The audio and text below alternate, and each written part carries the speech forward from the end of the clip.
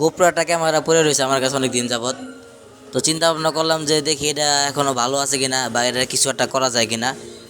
আমার phone tone তো এবার নষ্ট হয়ে গেছে গা। তো এটা গোপ্রো যদি ঠিকঠাক করতে পারি দেখা গেছে ভিডিও করতে পারতাম। তো এই কারণে আর কি এই গোপ্রোটা খোলা। এটা কেচিংটা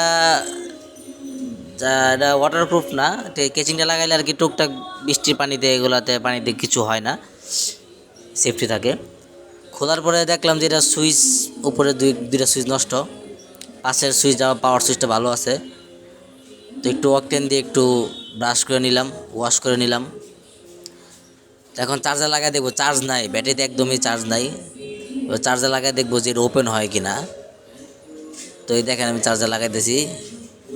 চার্জার লাগানোর পরপরই কিন্তু এটার আলো এসে পড়ছে ডিসপ্লেতে। এ দেখেন এটার মোটামুটি চালু হয়ে গেছে, কিন্তু ক্যামেরা কোয়ালিটি একদম বাটন সেটের মতো। বাটন সেটের যে ক্যামেরা কোয়ালিটি বাটন সেটের মতো সেম। এটা আর কিছু কইরেও লাভ নাই, কারণ বাটন সেটের মধ্যে ক্যামেরা দিয়ে তো কোনো লাভ নাই, হালকা হালকা ঝাপসা বাজে। এটা ক্যামেরাতেও সমস্যা আছে, সেন্সরের সমস্যা আছে। তো এই সেন্সর তো আর চেঞ্জ করা সম্ভব না। ভাবলাম যে ক্যামেরা যে ক্লিয়ার থাকতো কিছু একটা করা যেত আর কি।